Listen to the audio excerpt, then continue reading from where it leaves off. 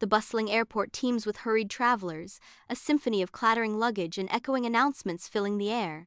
Amidst the chaos, Alex Browning anxiously scans the crowd, a visible unease clouding his youthful features. "I've got a bad feeling about this trip," Alex confesses, his words laced with apprehension. Todd dismisses his fears with a carefree grin. "Come on, Alex, don't be such a downer. It's Paris." While Carter adds, "Yeah, man, relax. What could possibly go wrong?" The airplane hurtles down the runway, a symphony of roaring engines filling the cabin as Alex braces himself. His grip tightens on the armrests, knuckles bone white against the worn fabric, betraying his inner turmoil. Sweat beads on his forehead as his breathing turns shallow and rapid, a wave of paralyzing anxiety washing over him. He clenches his eyes shut, desperately trying to escape the impending dread, but darkness offers no refuge. In his mind's eye, the engine sputters, flames erupt, and the plane explodes in a fiery inferno, a terrifying vision consuming him entirely. Inside the airplane, Alex is suddenly overcome by a fit of terror, his eyes wide with panic. His screams pierce the confined space, sowing chaos and fear among the passengers.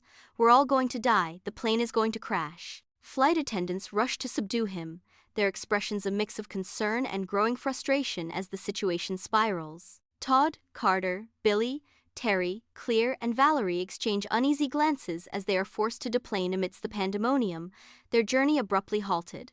Under a clear sky, the plane ascends, carrying unsuspecting souls towards their fate. A sudden, violent explosion rips through the air, shattering the illusion of safety.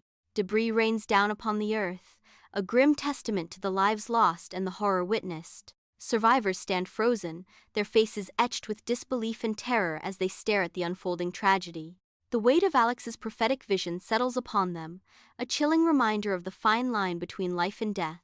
Sunlight struggles through stained glass windows, casting a muted glow over the somber memorial service. Dust motes dance in the air, each a tiny reminder of lives lost. Faces etched with grief and guilt fill the pews, a silent testament to the tragedy. Todd sits among the mourners, his eyes darting nervously, his unease palpable. Consumed by survivors' guilt, his paranoia escalates with each passing moment. In the dim solitude of his room, Todd moves through shadows, unaware of the danger lurking in the quiet darkness.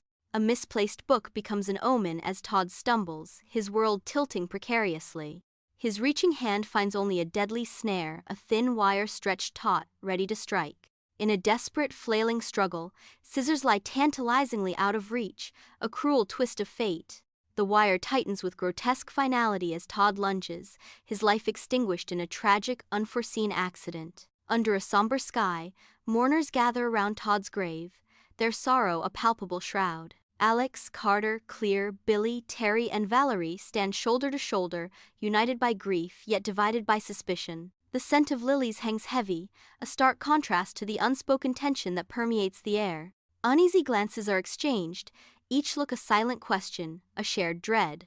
Todd's death casts a long shadow, the tragedy tinged with the bitter taste of foul play. A sinister game unfolds, with Todd's funeral as merely the latest, most devastating move. In the hushed atmosphere of the library, towering bookshelves cast long shadows over Alex as he hunches over a table laden with ancient texts. His intense gaze scans the pages, fingers tracing the lines, seeking answers amidst the scent of aged paper and forgotten knowledge. Alex stumbles upon an obscure reference, a voice whispers, revealing the concept of death's design. The narration continues chillingly. Those who cheat death are not truly free, but merely delaying the inevitable. That death, in its own time, will always reclaim what is due. Consumed by rage and grief over Todd's death, Carter recklessly stops his car on the ominous railroad tracks. The distant rumble of an approaching train grows into an earth-shattering roar, signaling impending doom. Alex and the others race against time, their faces etched with terror as they desperately try to pull Carter from the jaws of death. In a sudden, unforeseen accident, Terry is struck by a speeding bus, adding another layer of tragedy to the unfolding horror. In her disheveled living room, Valerie stands as a portrait of distress, her world tilting on its axis. A compromised computer teeters precariously, its secrets threatening to spill. Nearby, a dark stain of spilled vodka spreads across the carpet, a stark testament to unraveling control. In the kitchen, an overturned knife block hints at lurking danger, its sharp contents scattered like fallen dominoes. Without warning, a sudden, violent explosion shatters the calm, the room flashing with intense, searing light. Valerie is consumed by flames, her silhouette a tragic dance against the inferno. Under harsh fluorescent lights, Alex sits rigid in the sterile interrogation room, sweat beading on his brow as he faces the unwavering gazes of two detectives. The veteran detective leans forward, his voice cutting through the silence. "So, Mr. Walker, let's go over it again. You say you knew these people were going to die?" Alex shifts, desperation creeping into his voice. I had premonitions, visions. I tried to warn them." The younger detective scoffs, skepticism etched on his face. "Premonitions? Visions? Is that what we're calling it now?" Alex pleads, his voice cracking with emotion. "But it's true, I saw it. The accidents, the everything. I could have stopped it." The veteran detective's eyes narrow, a chilling challenge in his tone. Stopped it, or caused it? In the dimly lit room, candlelight dances across scattered books and art supplies, casting long shadows that hint at hidden depth. Alex stands firm, a flicker of desperation in their eyes, facing Clear Rivers, whose haunted gaze betrays a soul wrestling with unseen burdens. Clear studies Alex, skepticism warring with a hesitant curiosity as she assesses the stranger before her.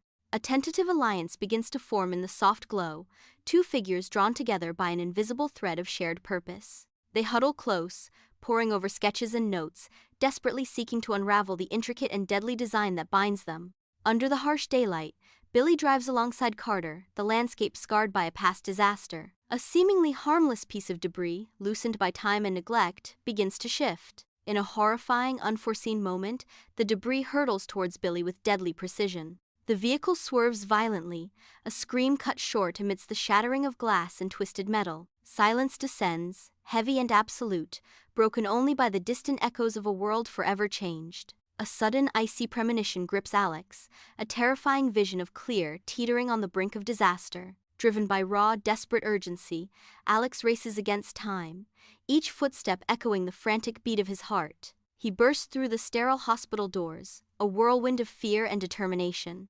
Relief floods through Alex as he finds Clear, injured but alive, receiving care. Despite the wave of comfort, a chilling shadow of dread lingers, a haunting echo of the vision he cannot shake. Amidst the sterile, chaotic environment of the hospital, Alex's eyes dart around frantically, desperately searching for Clear. The realization dawns on him. The hospital itself is a death trap, with IV stands teetering like precarious dominoes. Oxygen tanks hiss with ominous threat, each breath a gamble in this suffocating place. A live electrical wire suddenly snaps from the ceiling, spitting sparks like a venomous serpent. In a burst of adrenaline, Alex shoves Clear out of harm's way, a split-second decision against impending doom. The sparking wire crashes harmlessly to the floor, a stark reminder of the ever-present danger lurking in the sterile halls. In a vibrant Parisian square, Alex, Clear, and Carter raise their champagne glasses, sunlight casting shadows that dance like memories across their faces. Their laughter echoes, a fragile melody attempting to mask the horrors they've survived. Alex's eyes narrow, a creeping unease washing over him as he scans the scene, the joyous facade beginning to crack. A construction sign looms, its skull-like crack a grim omen etched against the bright sky. Pigeons scatter in a dark, ominous formation, their wings sketching a ghostly cloak in the air, a subtle reminder of death's persistent presence. The laughter dies, replaced by a chilling, unspoken dread as they realize their reprieve is fleeting, their past forever haunting their present.